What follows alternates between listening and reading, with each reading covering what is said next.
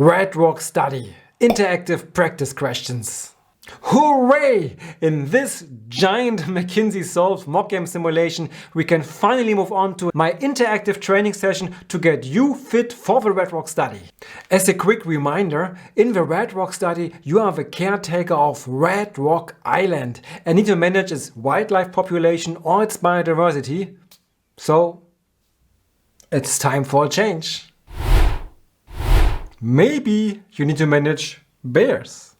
Most probably you do not need to manage foxes, but it was the most suitable cuddly toy I could find in my nephew's shelves. In my previous video tutorial on the McKinsey problem solving game, I offer you a comprehensive introduction to the game setup of the Red Rock Study.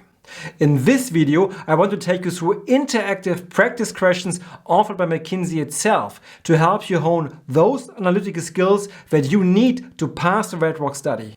I remind you once more to make use of my online test prep kit to prepare for your McKinsey Solve test and other consulting firms' online tests, which you can download immediately and for free. If you want to pass your McKinsey Solve game safely, you may want to take a look at the professional McKinsey Solve prep kit by a third-party provider, for which you only need to pay if you pass the McKinsey PSG. All the links you find in the video description below this video. Just as a quick recap, the Red Rock Study is designed to assess your analytical and quantitative skills under time pressure. It consists of two parts. The initial study part comes with 3 intertwined phases. In the investigation phase, you need to screen and select relevant data. In the analysis phase, you need to answer analytical questions based on the data you have collected. And in the report phase, you have to summarize your findings. In the second part of the Red Rock Study, or the cases part, you need to answer 6 standalone analytical questions. Both Red Rock Study parts share the same theme, but the cases part does not anymore draw on the data of the study part. Like for the ecosystem game, you have 35 minutes to complete both parts of the Red Rock Study, and time management is key to succeed at it. While I just showed you a smart shortcut to succeeding in the ecosystem game, I'm afraid for the Red Rock Study such a quick fix does not exist. However, the more you practice solving analytically challenging questions under stress, the better you will perform at the Red Rock Study. And given the Red Rock Study is more similar to other common online assessments that you need to pass when you apply to other companies besides McKinsey, the good news is the more you prepare for and practice the Red Rock Study, the better you will also perform at, for instance, the BCG online case and your case interviews in general. In contrast to what I have done for the ecosystem game, in this interactive video tutorial I have not built a complete simulation of the Red Rock Study for you. It is difficult to reflect the nested structure of the investigation, analysis and report phases in a video. If you prefer a complete and timed simulation of the Red Rock Study, I refer you to the professional McKinsey Solve game prep kit for your preparation that we discussed earlier, link in the description below. However, I do bring for you what I believe is second best, practice questions from none other than McKinsey itself, combined with my interactive tutorial style. Before McKinsey rolled out the McKinsey PSG, for many years it had been relying on the predecessor assessment, the so-called McKinsey Problem Solving Test, or PST. What we can exploit for our interactive training is that the McKinsey PST questions and the Red Rock Study questions are to a great extent similar to each other. So in the following, I invite you to go through 9 interactive training questions with me. In terms of their structure and format, they come closest to the second cases part of the Red Rock Study, but don't worry, also the initial study part seeks to screen you for the same analytical competencies. After we have completed this interactive Red Rock test, I will share with you the key takeaways from this exercise, and I will tell you how to access further official McKinsey mock practice materials for free, before we eventually turn to McKinsey's new Seawolf game. So, without further ado, let us start our interactive Red Rock Study training session. I have tried to bring you mock questions whose theme is close to the Red Rock Study, but then I also wanted the structure and format of the practice questions be as close as possible to what awaits you in your Red Rock Study test. So as a compromise, I chose for you the theme of National Garbage Incorporated. I know that's not about foxes, but about waste management, which at least somewhat keeps the environmental theme. This practice test starts with an introduction to its general theme. I will refrain from reading it out loud here. I kindly ask you to pause the video and read for yourself. Pause now. Once you have read this briefing, you know that National Garbage Inc. runs two very traditional business models, namely charging fees for waste collection and for waste processing. Now, have your scratched paper ready, equip yourself with a calculator and try not to spend more than 2 minutes on each of the questions, which would be roughly in line with the amount of time you should assign to each question in the cases part of the Red Rock study. Let's start! In this first mock question, you are confronted with a lot of fluff text, a data table and an equations question. Yeah, lots of stuff, but that is part of the information overload / distraction game. I invite you to take a crack yourself, pause the video now and resume for the solution. I resume for the solution. Equation questions are pretty common to appear in the Red Rock study cases part, so I want to familiarize you with their format. Let me tidy up this slide a little. The landfill management revenue fee is the same across all 4 answer options, fee per ton of waste processed times tons processed per week. In the table, the trash collection fees are expressed in US dollar per month, so we need to divide them by 4 to reach a weekly approximation. This rules out answer options A and B. Now the question remains if the weekly revenue is the same or lower than that approximation. To answer this, it helps to recall the case briefing. What matters are these 2 parts. I discard the rest and copy these 2 extracts next to our data table. I have highlighted the trap in the data table in red. NGI makes money on its landfill sites only from such waste that has been delivered by competitor company garbage trucks. Given the figure on waste processed per ton aggregates over both competitor and our waste, L times W would overestimate the revenue. Therefore, answer option C is correct. NGI's weekly revenue is smaller than that would be estimated by the equation on the right. As you can see, here it had been useful to remember a piece of information given at the beginning of the mock test. Considering the Red Rock study, this best resembles how in its first part information carries over from the investigation to the analysis phase. Let's move on to the second question. The second question draws on the same data table as before and asks you which one of 4 statements is true. If you like to think a moment for yourself, pause the video now. I resume for the solution. Let us go through the answer options and check if they are true. We can rule out answer option A because in Milwaukee and San Diego for sure profit from trash collection is higher than from landfill management.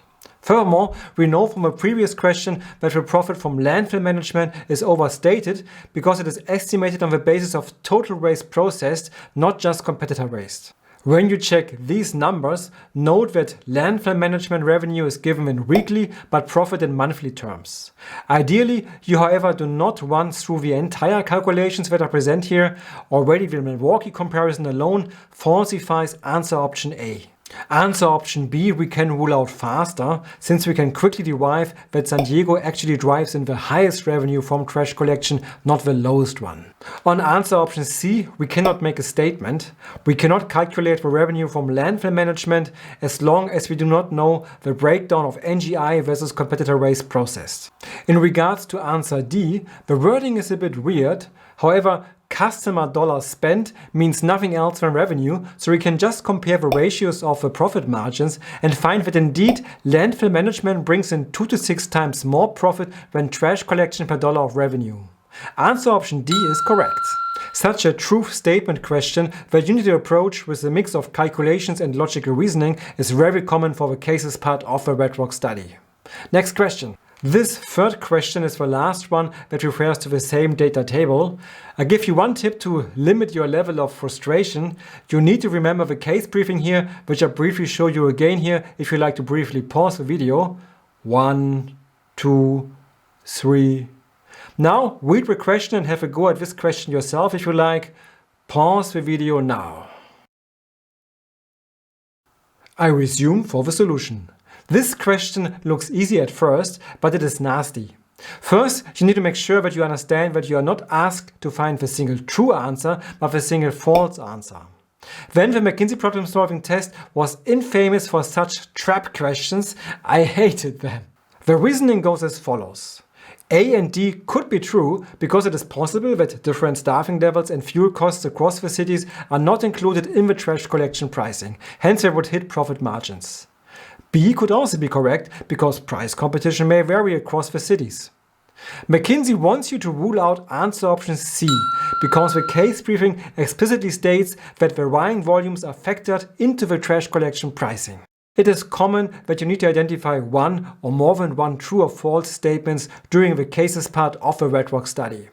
However, in the cases part of the Red Rock study, each question is independent from the others, so you will find all information you need within the instructions of a question.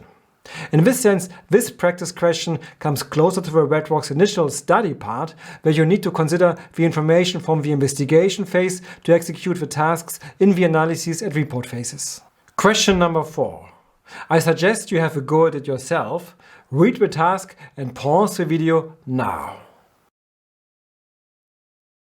Well, you probably saw that I have not yet provided you with the answer options. The reason is that in contrast to the former McKinsey PST, in the Red Rock study, you will very often not be provided with comfortable multiple choice questions. Instead, you have to run a calculation yourself and then enter the correct digits into a free text field. So, let us change the question a little and make you experience this challenge. The Red Rock study will always instruct you in which format you need to type in the answer. Here, we just ask for a simple whole number. Now, run the maths yourself and pause the video. I resume for the solution. Let me make some space first. To derive the solution, you need to start from the profit equation and find the break-even point. The break-even is reached just when revenue is higher than cost. Now, let us process the information from the task. Revenue is determined by the number of customers C times the weekly pickup fee of $100. By definition, that must be larger than the trash collection cost. There are fixed costs of 5 days times $2,000, and then for each customer twice a week 0.1 tons of waste are collected, while disposing it at NGI's landfill sites costs $15 per ton of waste. We simplify a little and solve for C to find that the number of clients needs to be greater than 103.1 to reach the break-even point. So, which digit do you enter? 104, of course, since with exactly 103 customers you would still make a loss. Such a question may certainly appear in both the Red Rock study parts, where you often need to run such quick calculations. Question number 5. Which is the coolest business and consulting YouTube channel? Like and subscribe for the right answer. Do not pause the video now. Well, you may face pie charts occasionally in your Red Rock study. They might be a bit more complex than this one. Question number 5, reloaded. Read the instructions, pause the video and resume it to receive the question. Pause now. Okay, so for this question we can actually trash out the instructions so I can increase the size of the data table. This is the question. I again strip off the 4 multiple choice options and instead rather ask you for the correct number in Red Rock study style. Pause the video now. When you were reading this question, you were maybe thinking, like me, where's the hook? This question looks easier than the others. Where's the trap? Fortunately, this actually is a comparatively easy question. You just need to calculate the share of NGI-aware businesses and then derive the difference in percentage points, which is 21 percentage points. During the Red Rock study, you frequently need to run percentage calculations. If you want to brush up your percentage calculation skills, I offer you a brief recap on the fundamentals and some percentage calculation hacks in this video. Question number 6 remains in the same context and poses another logical reasoning question. Read the task and have a go yourself. Pause the video now. Actually, to answer this question, we do not really need the data table. The question asks just in general for reasons that may explain the fact that NGI has more small business than large business customers.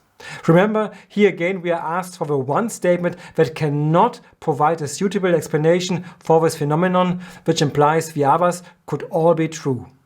Let us run through the options.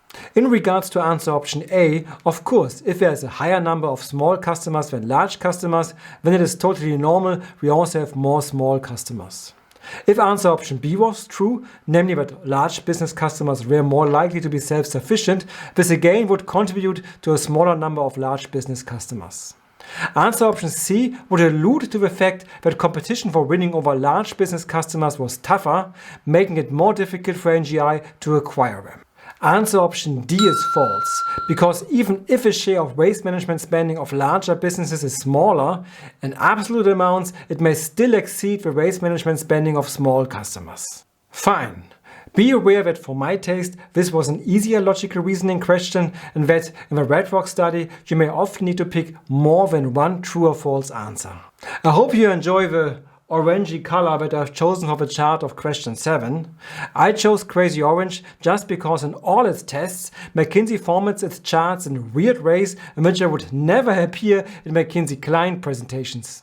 Charts play a big role in the Red Rock study, and you always need to pay close attention to their details in order not to miss out on any traps. Now, this question I think is comparatively straightforward. Take a crack yourself and pause the video now. I resume for the solution. You are asked for the average of these 5 data points without knowing their exact values. You can of course type 5 estimates into your calculator. Alternatively, I insert a line that approximates the visual average. Either approach will yield you the correct answer, 1,375 tons. Note that this question would be too simple to appear in the Red Rock study. However, you get frequently asked questions where you need to derive averages, median and mode values simultaneously, and if you feel a bit rusty about these terms, it definitely is a good idea to refresh your memory on these concepts. We are reaching the penultimate mock question. This once again is a logical reasoning question, but this time you need to identify the true answer. Pause the video now. I resume for the solution. Answers A and D we cannot state. We know that the environmental specialists constitute 1/3 of the staff members, but have no information how the employment costs are distributed over the 12 members of staff. Furthermore, we do not know whether answer B is correct or not. Maybe there are other members of staff who need to work more than 40 hours a week. Answer B is correct. It is said that at least one environmental specialist must be present for 24 hours a day and 7 days a week. A week has 168 hours. If you divide that by 4 specialists, you reach 42 hours if all 4 specialists were working the same hours. That means at least one of them indeed must work for more than 40 hours a week. Let us get to the final question in this mock test.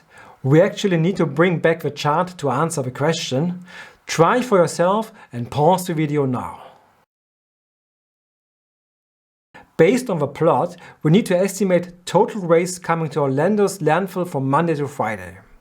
The sum of total waste per week could amount to 6,850 tons per week. Total weekly employment cost us $7,000. If we divide it by 6,850 tons, we reach an employment cost per ton of $1.02. Answer B is the correct answer.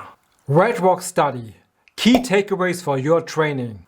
These were the 9 Red Rock study mock questions that I've brought for you in this video, which were based on a former McKinsey problem-solving mock test. Now I want to draw some conclusions for you. Of course, there are some significant differences between McKinsey's Red Rock study and the former McKinsey PST, but still both tests or games are after assessing your analytical capabilities. Also, time management always is key. Especially in the Red Rock study, the biggest challenge comes from the lack of time to go through everything. Finally, you saw that in the McKinsey PST, each new chart came with question sets of 2 or 3 questions. In the Red Rock study's first part, you also have a lot of information carrying over from the game's investigation to the analyses and report phases. However, in the second cases part, each question is self-contained.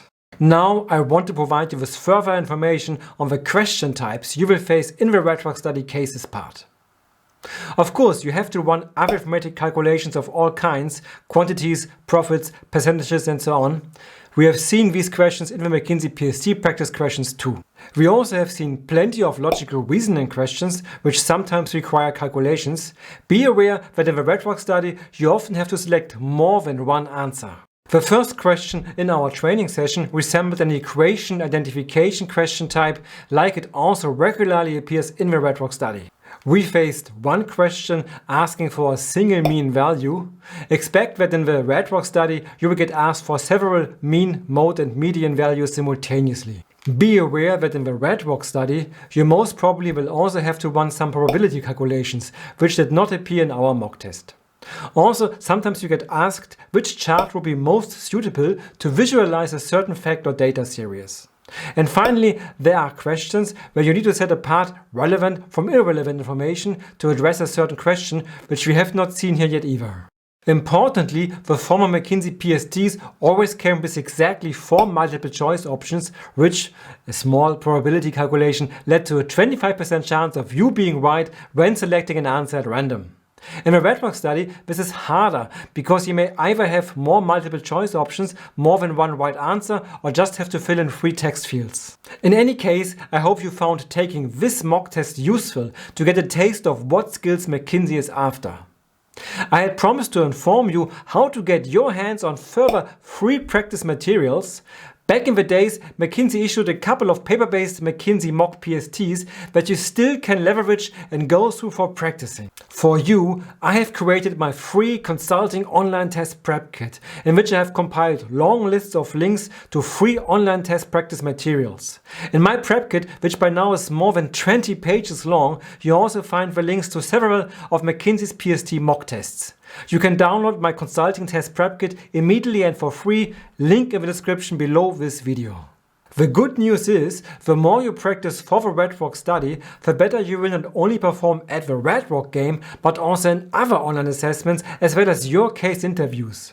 In all these, you have to prove your analytical capabilities. So I recommend you to make use of these practice materials.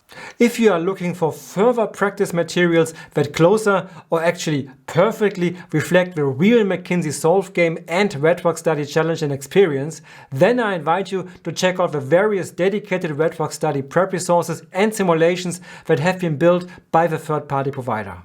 You already find some REDROC prep materials in the combo package, and then there's the fully fledged REDROC study simulation that you can get in addition. The killer argument for me remains that whatever prep products you acquire, while 90% of candidates who use these preparation materials pass, those few who do not pass the McKinsey Solve game get 100% of their money back. So essentially, you only pay when you pass. I still think that is totally awesome and fair. So much on this interactive training part for the REDROC study in this video. If you have made it until here, you're really cool. And I know what you are waiting for. My introduction into McKinsey's new and mysterious third game, Seawolf Game Strategy Guide.